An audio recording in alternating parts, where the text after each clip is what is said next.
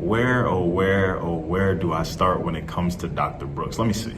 Background in education, background in business, background in communication, STEM engagement consultant for NASA, grant writer, grant experience, Melanated Manny business owner, 8 years running a small business, 12 years working in education. Y'all want me to kind of keep rattling things off, or shall we get into some of the specifics of the episode? So really had the pleasure of connecting with Dr. Brooks some months back at the GRE3 Magnified Conference in Houston. Had even a better pleasure of moderating her session, and she did amazing. But really this episode was jam-packed with insight, with gems from things around the importance of a 9 to 5 and how sometimes taking that leap of faith into becoming a business owner or entrepreneur may not be as easy as we think, or may come with some hoops and hurdles along the way. But also NASA specifically, I spoke to her being a consultant with them, but everybody knows NASA, everybody knows what the acronym stands for, it's such a prestigious company. But did you know that if you love to swim, if you love to knit or sew, NASA may have something for you. So please tap into this episode and check out some opportunities that may be available to you or someone that you know.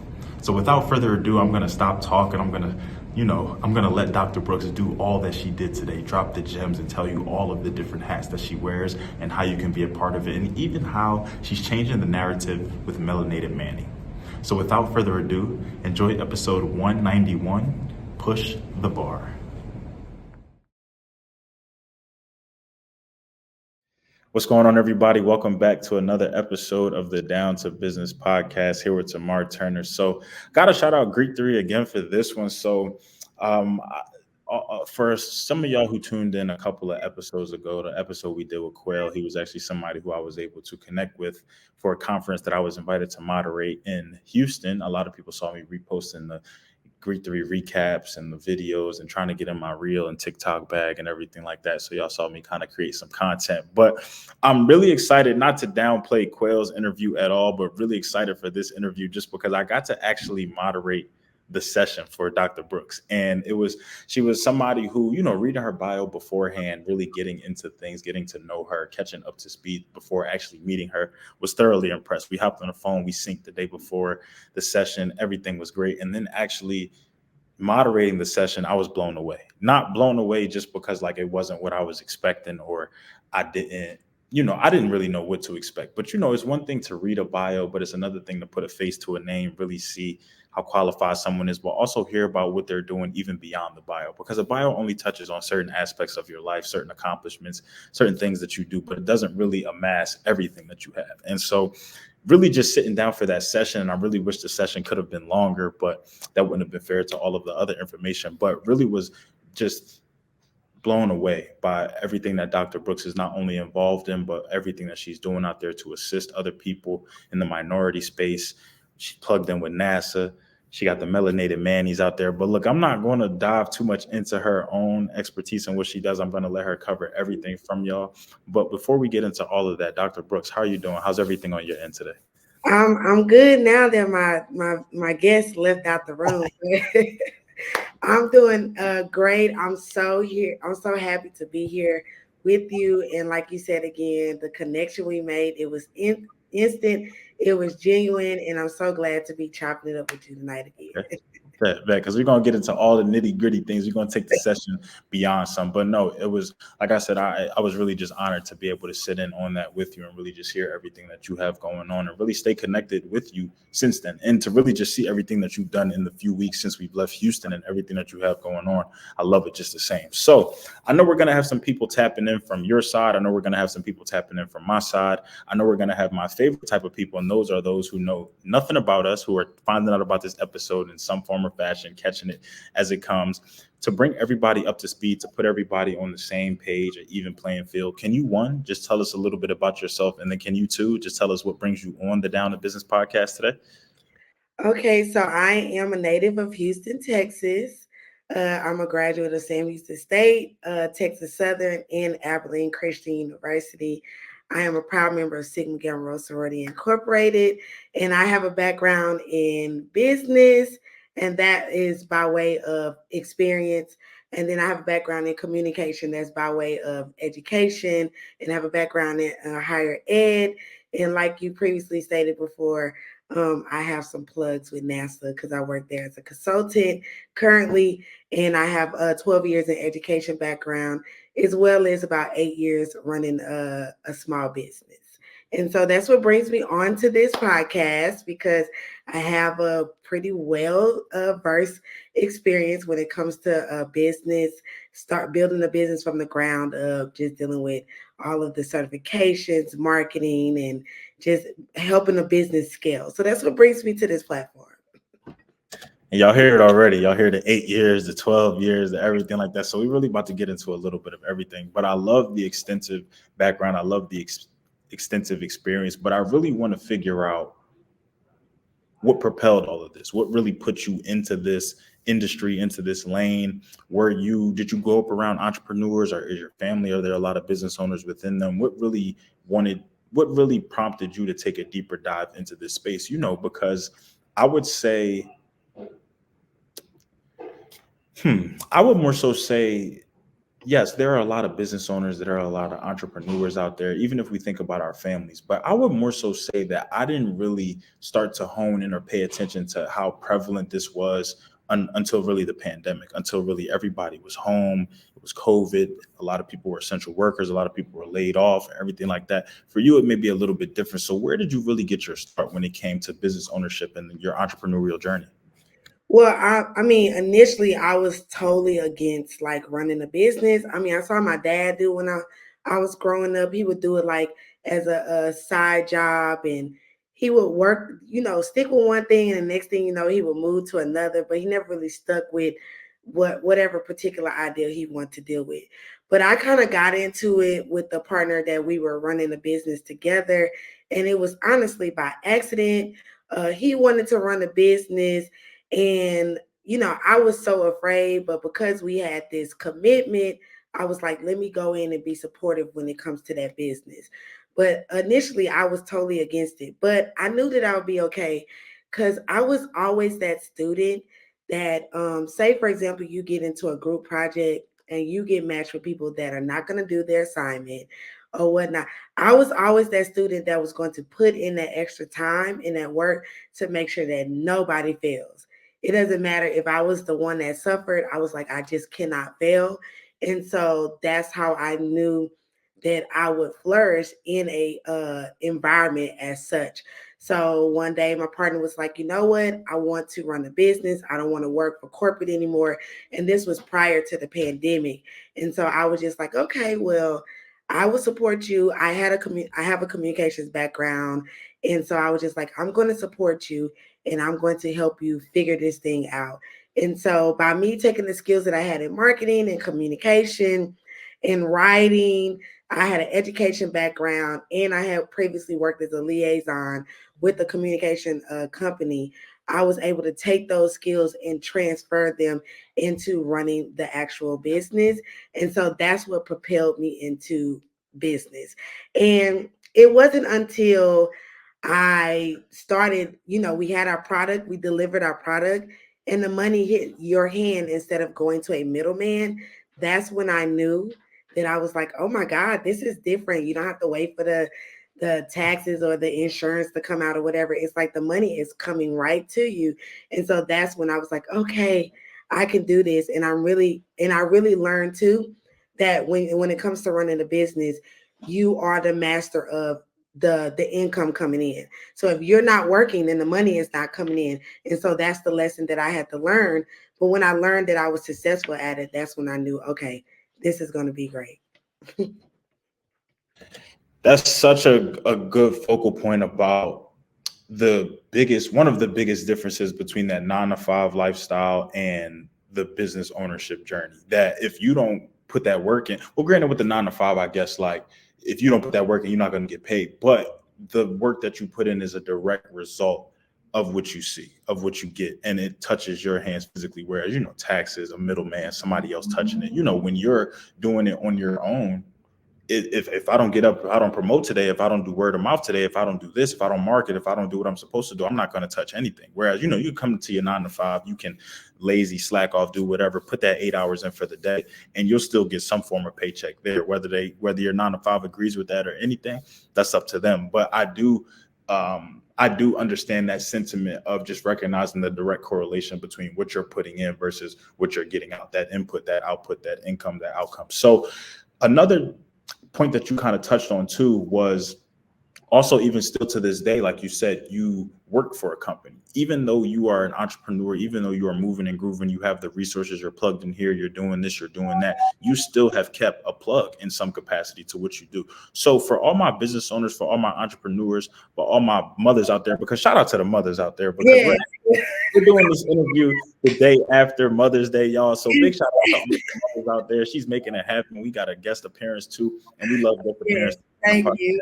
She's still smooth with it. So we're gonna make that happen. But no, how to my business owners out there, to my entrepreneurs out there, how important do you feel like along your business ownership journey, along this journey to building your brand, becoming self-employed, do you feel like a 9 to 5 is? Because even as a podcaster, a lot of people have reached out to me and think that the podcast is something that I do full time. I have a full-time job. I have a 9 to 5. I just put in a lot of work for my podcast afterwards, and I don't mind using my 9 to 5 to also fund but promote what I do on the side as well. So to everybody out there kind of still at some point in their journey, maybe even getting started or maybe even thinking about getting started, what do you have to say in regards to having a 9 to 5 while still trying to become a business owner or while being a business owner? Yeah, and I thank you so much because Happy Mother's Day to all the mothers is okay. But I would say, like from my experience, when I had the partner that when we had our initial business, I think the 9 to 5 is very important till you can bring in enough income that's like 2 times what you're bringing in from the 9 to 5. And so there are going to be specific indicators that will let you know that it's okay for you to leave your 9 to 5. But if you have different things that you have to pay out every month and it's only like 20% of the money that's left, then I'm like, no, keep the 9 to 5. But the 9 to 5 is important because it helps with stability with whatever that you're trying to do. And so with our business, we were able to grow the company where one person was able to get out of the 9 to 5. And so we were pushing it to get it to the next point. And then after that, that's when I stepped back and it was like, okay, you can come out of the 9 to 5, take care of it like that. But the 9 to 5, like I said, is very important and it's necessary to create that stability for the business till it can run on its own. I look at it like this: when you're having a baby, you have a little kid, they can only crawl. And then after that, when it's walking and running on its own, then it's the same thing with the business. The business is walking and running on its own. Like the money is coming in, you have different streams. Those are different indicators that you can rely on to let you know you can come off that 9 to 5.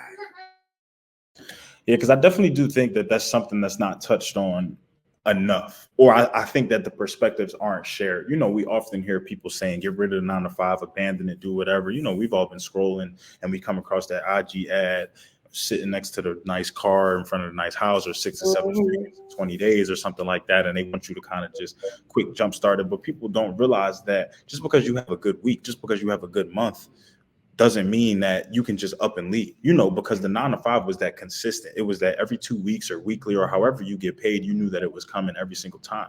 Well, a good week isn't necessarily consistent. You can Yeah. have a great day, you can have a great week. What does next week look like? What is, it's until you become consistently repetitive that you should become confident. And even when you do become repetitive, I still do think that you should still have something to fall back on, that rainy day fund, or things that just in case things don't go right, because things even get jeopardized. I've had a few instances where things have gotten messed up with my 9 to 5. My paycheck wasn't all the way there. I didn't necessarily, my hours weren't right or anything like that. And God forbid that happens. That's a totally different process. Mhm. Paid on a bi-weekly basis. They don't get it to you just then and there like a refund or something like that. So I love that you touched on that, and I love kind of how you explained it, and even the analogy to like a baby, like a newborn, and as it kind of grows and grows and grows and continues to build that foundation. So And I wanted to add too that like I said before, there are indicators.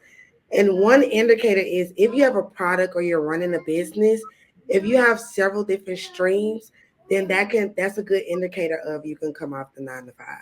So like for example, when I was running the dessert company, we were making money off of renting the space out. We were making money off of delivery, catering, mass production. When you have several different streams, whatever business you have, then that's a good indicator. Okay, you can come off the 9 to 5. So look for those indicators. Most definitely, I agree with that. Now, in the beginning, you gave um, Sam Houston, you gave Christian Albaline, gave kind of what you studied, how long you studied, what you were doing, where you got your degrees in, and everything like that, and what you're even doing now. But being that you've embarked upon multiple ventures at this point, has it always been your area of expertise? Have you branched off into different industries and kind of been a part of different teams or maybe startups or organizations where it's not necessarily something you would have expected, or it's not necessarily something that you had information or research about? Have you ever came into business and really had to, I mean, not to say that you wouldn't do the legwork for something that you were versed in, but I feel like, the effort, the time, the research, the work that you'll put in for something that you're an expert on, for something that you study, it'll be a little bit different than something that you don't know.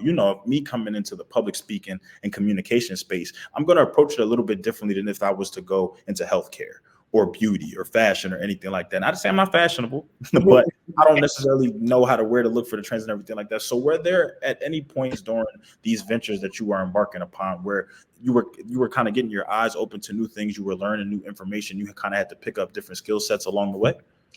Yeah, I'm definitely going to pay homage to working at NASA because I had experience working in education for like 12 years, and education is totally different than corporate. So corporate was where I picked up a lot of the project management skills that I needed to run the business. And I mean with that, like you're taking things and you're organizing them into different folders, you're creating these different processes, and you have to be very strategic, very timely, punctual when it comes to deadline submissions, reading emails on what you need to do in order to get things done, or just like for example, I was working on a contract with the major airlines in Houston, and just having to bypass all of the checks or the approvals to be submitted into the airlines as far as one of the food products, and it was just so much that you had to go through and make sure that you were you passed. And so my skill set really just started to develop and flourish when I learned about the project management side at NASA. And because I didn't really learn it in education just teaches you like the humanistic side of it, like building relationships and being able to adjust and be flexible. But when it comes to project management, I think that is something very important when it comes to running the business. Even now with my newest business venture, Melanated Manny, it's like it's project management. I have a file for the marketing, the file for all of the paperwork certifications to make sure the business is legit. I have a file that makes sure I get approvals for the people that interact, just all of that. The project management is so important. And like even then, like when I went to NASA, they gave us a training on project management. It was like a week training. And it was like 5 hours each day. And I think that's the most important thing that I pull from all of my experience would be project management. And I think that's dope too, because even more recently, the conversations that I've been having with friends and family members are that one, people have been accepting positions for project management roles. People have been getting certifications in project management roles, been trying to learn that. So I think that that's important. And even that you shed light on it from a different perspective, from a different industry, I think that that's cool because even when you were talking about having the paperwork and stuff in order. Something I just did like a week or so ago was I printed off everything because I was tired of just having things in my email. Like I'm fine with that. I definitely do. I'm good with the tech savvy stuff like that. But I'm not necessarily like, I think that divide starts with my brother's generation. My brother is 20 and Mhm.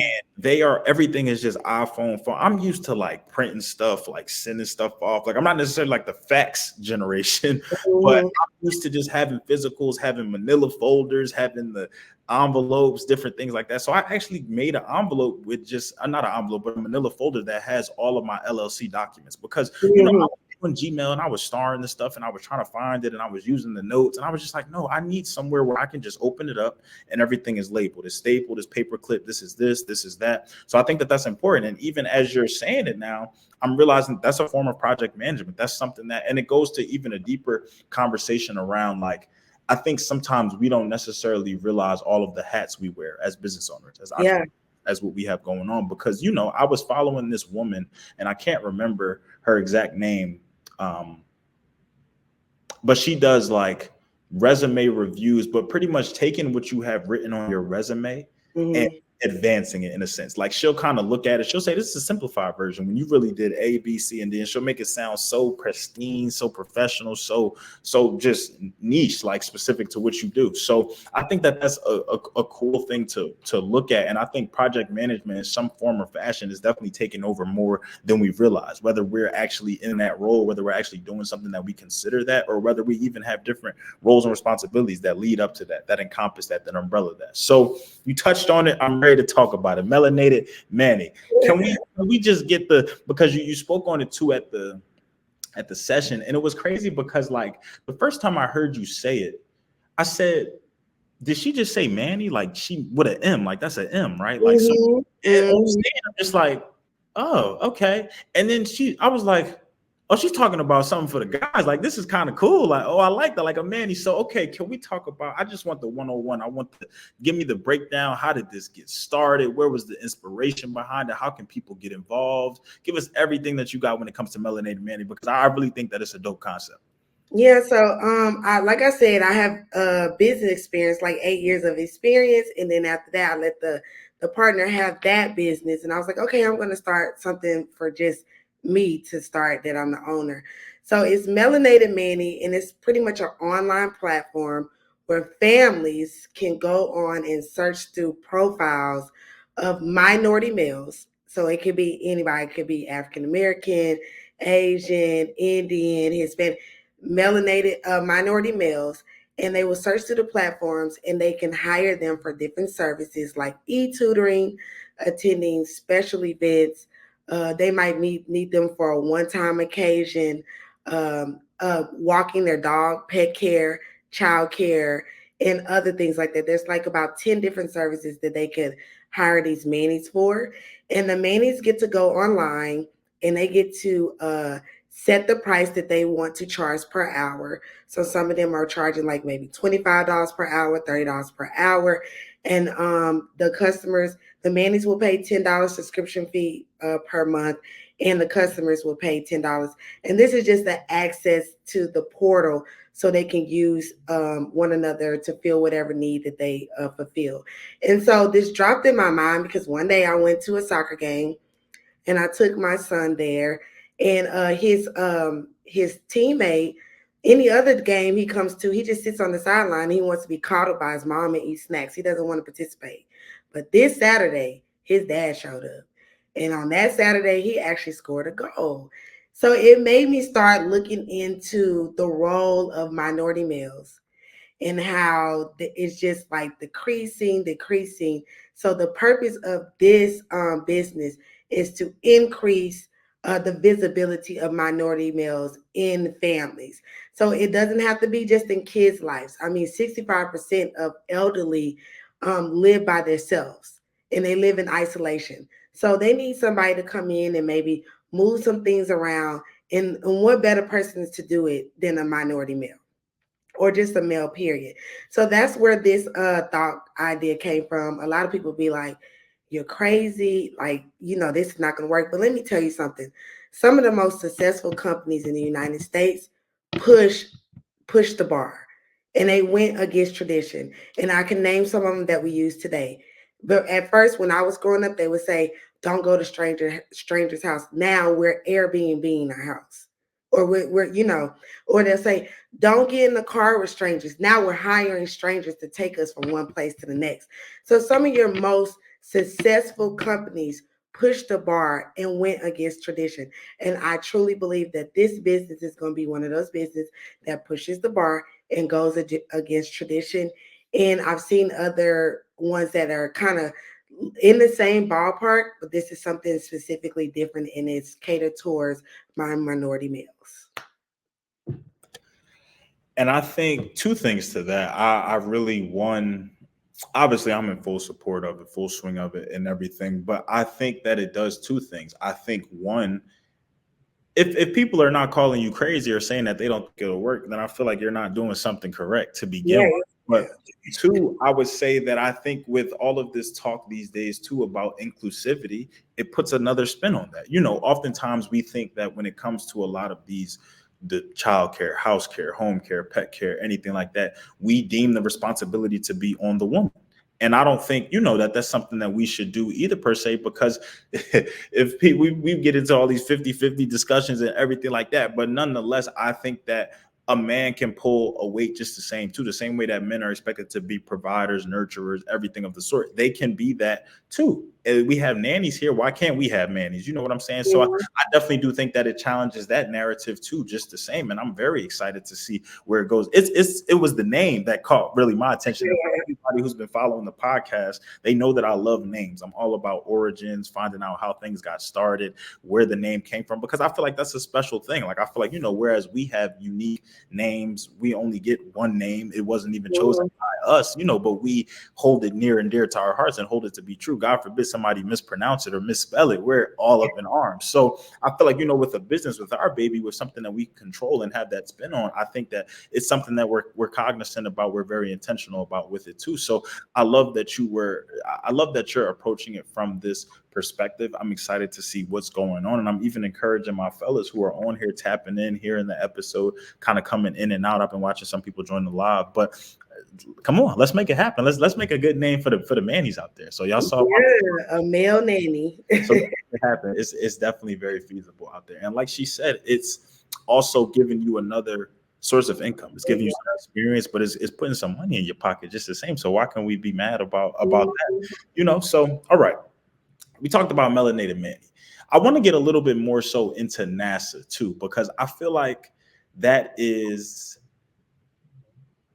we don't hear about our people in NASA often.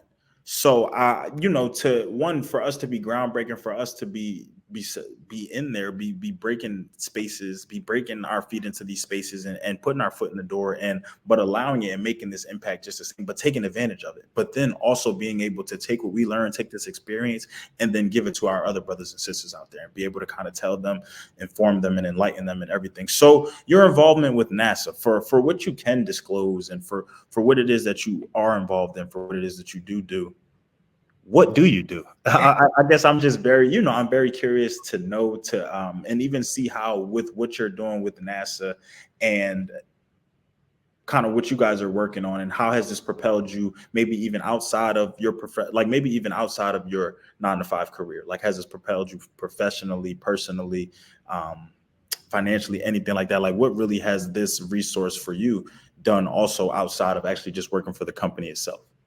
Yeah, so I am a STEM engagement consultant. So I've been working for NASA about 4 or 5 years now.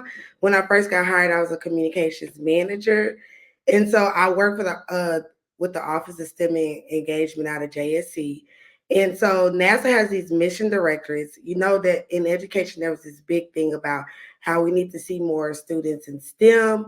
So they are pushing towards this mission of students, being more engaged in STEM. So in that Office of STEM and Engagement, there are a lot of programs that come out of NASA that help bring students and help students and teachers get involved. And so I support and consult some of those programs, like NCOS, which is NASA Community College Aerospace Scholars, or there's a HOS, a High School Aerospace Scholars.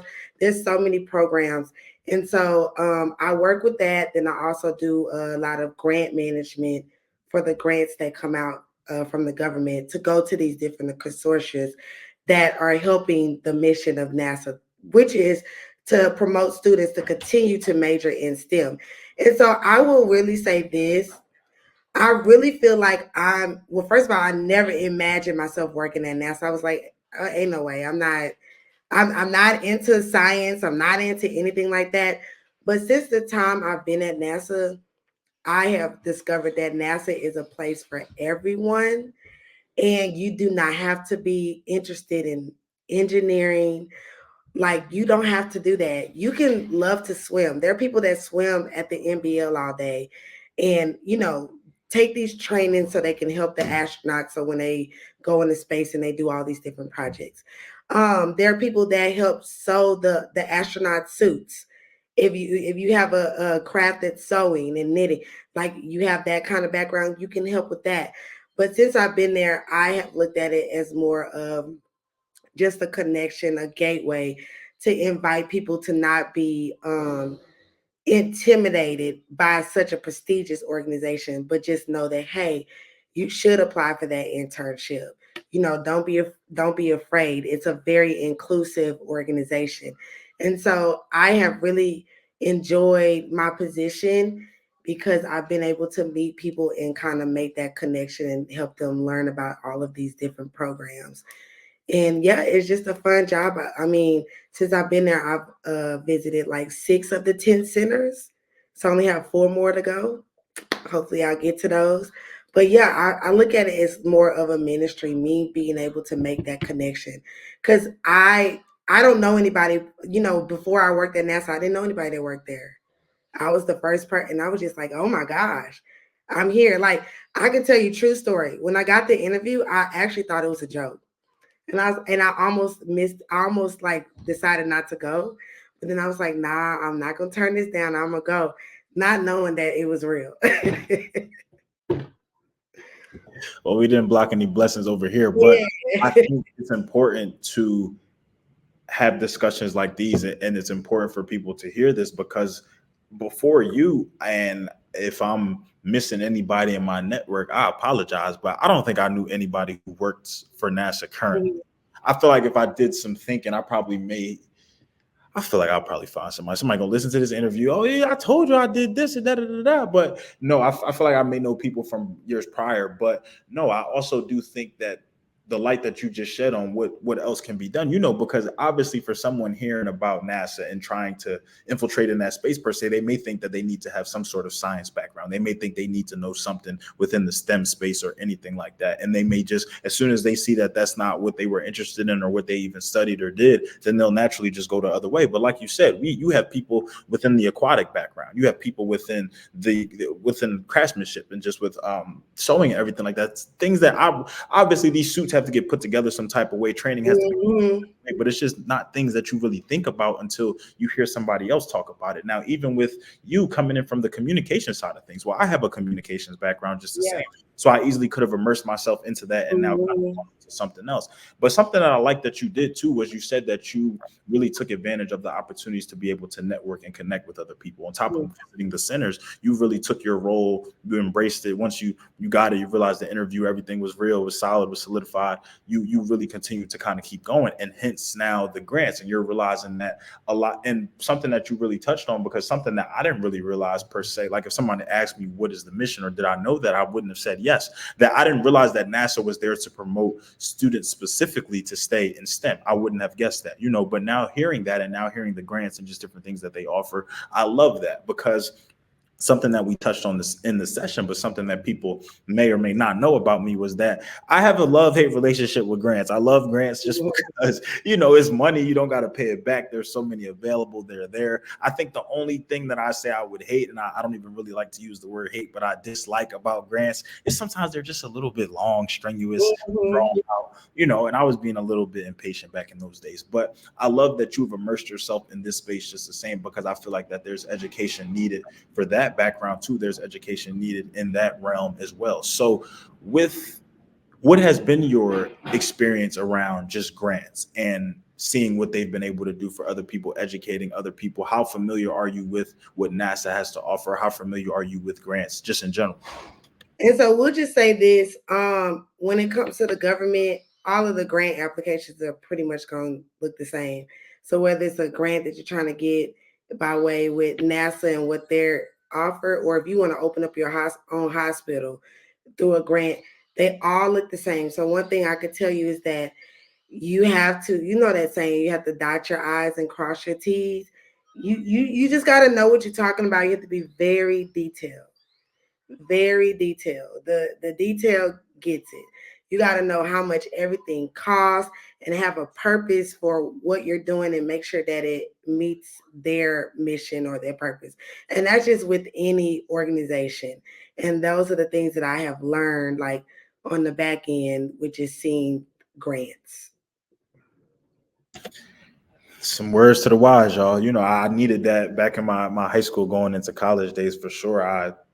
But I like that just because, I, even as I was kind of telling you, it wasn't until I really started to research, talk to other people. There's a grant for everything, for Mhm. every single thing. You think about a characteristic that you have, maybe a life experience, maybe just you being an only child. There's a grant for that, or there's something out there that wants to pay. But it's really about. I was even in thinking about the grant that I have running right now. A shameless plug. There are certain things that I'm just looking for that are, I guess, out of the ordinary, maybe unique to said Mhm. person. I'm not really looking for the who was the quickest to do it, or necessarily who filled out every single box, but I'm also looking for that story, that meaning, that emotion, that what is this going to do to propel you. You could give money to anybody. What is it really gonna is it really gonna is me giving this money to this person gonna advance what they want to do, but also advance community? Because I feel like grants can also be specific to that organization. You have to know what these organizations stand for, what are their missions, what do they support, what do they have, Right. and that'll more so tailor kind of how you want to do it and what you want to get geared towards. So something that I love to do here on the podcast is love to talk, as I was even kind of telling you in the beginning, I love to talk futuristically a little bit, but Mhm. I like to speak from a future outlook just because I recognize that, even as I said in the beginning, we're going to have people from my side, we're going to have people from your side, but we're going to have newcomers. And I love giving newcomers something to look forward to, just making them feel like, they're picking up where they left off in the journey, but they're also going with you at the same time. So for people who are just finding out about Dr. Brooks, about everything that you have going on, your experience with NASA, with Melanated Manny, even with the grants and everything like that, moving forward as we continue to progress through this year, about halfway through at this point, what can we expect? Is there anything that you're looking to get into, any new services or any new business ventures that you're looking to take, for which you can disclose, because I also don't want to spoil any surprise. I don't want to uncover any secrets. I want people to also tap in to learn just the same. But is there anything that we can expect coming up, anything that you're looking forward to maybe debuting or get into as we continue to progress? Yeah, so I don't want to pick up any extra business ventures other than what I already have. But I'm definitely preparing for the summer launch for Melanated Manny. Right now, we're just doing some beta testing. We have a select collection of manis that are on the back end, and we're getting everything tested. And so I'm really excited about the launch because I mean, this is not my first, rodeo. This is my second rodeo. But one thing I learned that sometimes you have these businesses where you have a product where you see an immediate return, then you also have a product that you have to kind of invest before you see the return. So this is the product where I have to invest before I see the return. So I'm really excited now about moving towards the marketing side, going out there doing some promotional events with the tent and doing some giveaways.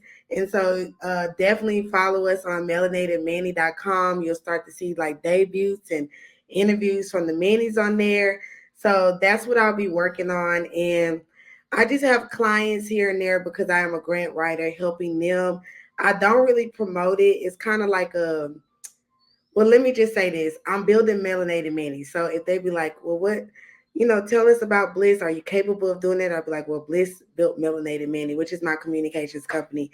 But that's what I have in the future. And I'm just very excited because we're wrapping up the last, bid on the website with the project team. And I'm just so excited because I'm like, I actually was able to see this like be built from the ground up with the framework, and now it's like a working website on the back end, and it looks really nice. So I'm excited to be introducing it to the world. I'm excited for you, man. It's nothing like that feeling of really taking care of that baby from the foundation up, from the ground up. Mhm. Also makes me want to pose this question to you, but to also give it to my audience. So for for those people who are in the beginning stages of something, whether it be a new venture, a new business, maybe a new project, maybe even a new position, a new role or something like that, or a new, it's graduation season right now. Congrats to all the graduates and everything like that. What piece of advice or just what words of wisdom do you have for beginners, something, for starting something, for building something from the ground up? Because we recognize, as business owners, as entrepreneurs, we've had our fair share of trials and tribulations. We've had our fair share of ups and downs, good days, the bad days, but nonetheless, we continue to keep going in some capacity. So for you, what keeps you going? What motivates you, especially in the beginning stages? Because that can be arguably some of the hardest times. And I would say from my experience, because I call myself a foundational builder, because just a little bit more about me. I'm a PK kid, a preacher's kid. And, I was there with my dad. Nobody was at the church but the family. So I know what it feels like to be in a journey that is isolated. But I can tell you, if you keep going and you don't give up, then you are, it's a recipe for seeing some type of growth and some type of success. So my advice for people would be like consistency, don't give up. Be committed. It's a lot of people in the world, but it's probably only about 10% of people that are committed. And so you just have to be committed with what you're doing and really believe in what you're doing. And to any entrepreneur that's out there that's considering starting a business from the ground up, and this is what I tell the people that ask me to consult and they come to me with their idea. Is your idea solving a problem? Are you tapping into a space where nothing else is there? And you can tap into a space where other things are there, but just be mindful about what are you bringing different to the plate that they might not be bringing, So that's what I tell people, like, when you're starting a business, solve that problem. If you solve that problem, you're headed in the right direction, and be committed. Be committed. All things I would attest to, and all things I say I even embody as I think about my journey and just wanting to move forward with things and do everything like that is. And sometimes when people even come to me and say, yo, like, you have been very consistent, and just, to think about even doing things on your own, like, and I tell people, like, it was a time where I was hesitant on starting, and it was just like, once I started, I never looked back. And so it always became like, I think about, being 5 years in now, but I think about, what if I would have started this when I was in grad school? Mm-hmm. Started this when I first saw my microphone, or what if I would have started this a week before I did, or 2 weeks before I did? The possibilities are really just endless, but it's always just about that starting point, and then why you did it. A lot of time, if you just trying to do this to get rich quick, or to get a quick flip or something like that, you could hang it up now, unless you just got a Mm-hmm. wonder of an idea, a Yeah. boy of the world or something like that. Like, it's just not going to happen like that. But if you really love what you do, if you love what you're surrounded by, and you begin to develop that passion for it, then everything, the results, the money, the testimonials, the team, everything will really speak for itself when it's all said and done. So I absolutely love that, and I thank you for the future outlook. I'm very excited to be. No, nothing really gets me more invigorated than being a part of something like that starting. This was my job that I'm in currently. I had never worked for a startup before. I had never worked for a company that wasn't public before. Mm-hmm. Company go from private to public, to get IPO'd and everything like that. It's been really cool. Even the podcast, like, to now be offered a position with a startup too, and I'm doing that now.